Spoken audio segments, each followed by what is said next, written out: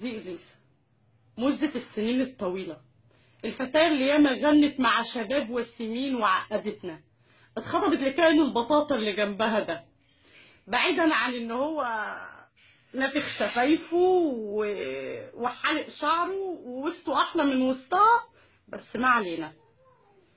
وده خطيب إليسا وهو بياكل ضارب سلوبيتا وقاعد كده، حاجات غير لطيفة. لبسه كله بيحتوي على تقطيع من كل حتة، يعني ربنا ستره من كده وفتحه من كده.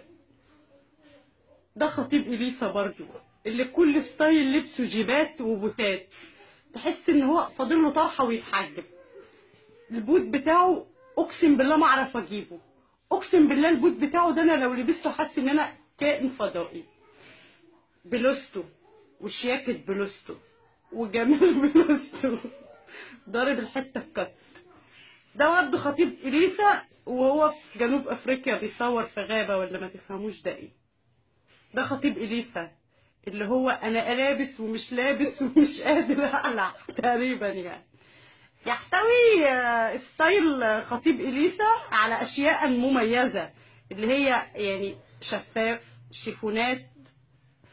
الاخ خطيب إليسا اللي هي صبرت بعد كل ده عشان تتجوز، ده ظهر في صوره ما اللي هي الصوره دي، لابس بنطلون جينز ولابس تحت البنطلون جينز احدى اهم مجموعات اللينجري العالميه، اللي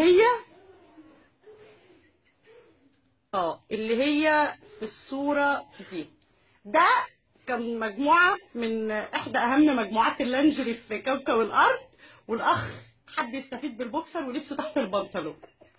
تمام.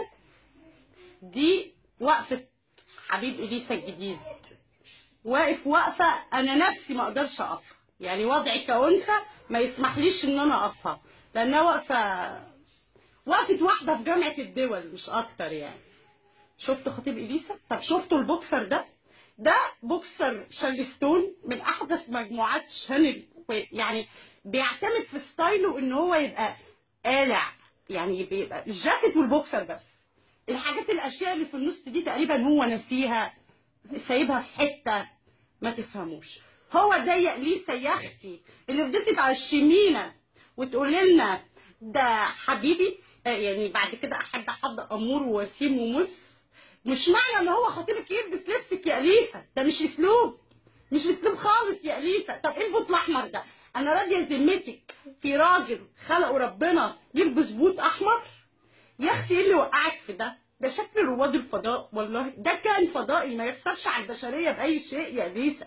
حرام عليكي يا إليسا، مش قادره اصدق ان ده اللي كنت بتستخبي اوان في حضنه خالص، يعني مش كده. عقدتينا في الرجاله كلها منك لله انت وهو. مع تحيات كائن البطاطا خطيب إليسا. الصوره بقى دي مميزه جدا، الاقرب الى قلبي وقلب إليسا. ده حبيب إليسا وهو واقف بعد العصريه بيشرب شاي بالبيجامه الميكي ماوس في البلكونه، ويعني واخد راحته واخد راحته واخد راحته. أرجوك يا إليسا وتوقفي عن هذه المهزلة دي، حرام عليكي. أنا كرهتك وكرهت أواخر الشتاء وبتمناك وكل الكلام ده بعد ما طلعت